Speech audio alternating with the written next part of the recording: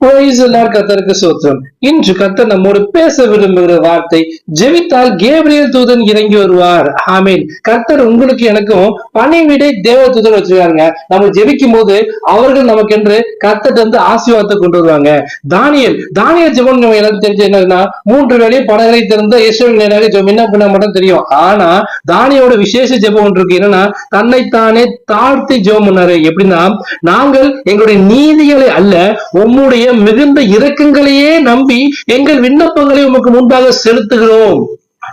நம்ம எப்பவுமே ஜெபம் பண்ணும் போது அந்த பரிசெயன் சரிசெய்யன் மாதிரி நம்மளுடைய நீதியை பத்தி, நம்மளுடைய உண்மையை பத்தி நம்ம எப்படிலாம் இருக்கோம், எப்படிலாம் செஞ்சோம், எப்படிலாம் தசமா விடுவோம், எப்படிலாம் வேதவாசிகளும் சொல்லி நம்ம ஜெபிக்கிறோம். தவிர நம்ம தம்மை தாழ்த்தணும். நம்மளுடைய நீதியை சொல்றது எதுவுமே கிடையாது. கர்த்தாவே உங்களுடைய இறக்கங்களையே நம்பி இருக்கோம்னு சொல்லி தானியேலை போல ஜெபிக்கும் போது, ஆண்டவரே மன்னியும், ஆண்டவரே கவனியும் சொல்லி நித்தம் தாமதியாம எனக்கு வந்து உதவி செய்யும் கேட்கும் போது கேப்ரியல் என்ன பண்ணுவாராம், சீக்கிரமாய் இறங்கி வந்து நமக்கு பதில் தர தேவனாகிறாரு. அதனால தானியேலை போல நம்ம தாழ்த்தி ஜெபிக்கணும். தன்னைத்தானே தாழ்த்து உயர்த்தப்படும் சொல்லிருக்காரு இல்லையா?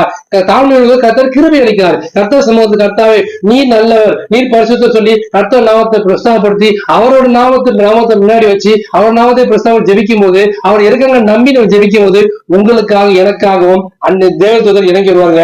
அன்னைக்கு தானியேல் ஜெபிக்கும் போது தேவதூதர் கேப்ரியல் இறங்கி வந்தது போல உங்களுக்கும் எனக்கும் பணிவிடை தூதரான தேவதூதர் இறங்கி வந்து பாதம் களி விடாபடிக்கு அவர்கள் தன் கரங்களை ஏந்தி கொண்டு போவார்கள், சுமந்து கொண்டு போவார்கள். உங்களுக்கு எனக்கு எந்த பிரச்சனையும் வராது. சுகமாக ஆசீர்வாதத்தை, அற்புதத்தை, அபிஷேகங்களையும் அவங்க கொண்டு வந்து உங்க வாசப்படல போடுவாங்க. அதனால நித்தமும் கர்த்தர் சமூகத்தை ஜெபம் பண்ணுங்க, தாழ்த்தி ஜெபம் பண்ணுங்க, கர்த்தரோட இரக்கத்தை நம்பி ஜெபம் பண்ணுங்க. உங்களுக்கு என்று கர்த்தர் தேவதூதர்களை இன்று அனுப்பி ஆசீர்வதிப்பாராக. ஆமென். God bless you.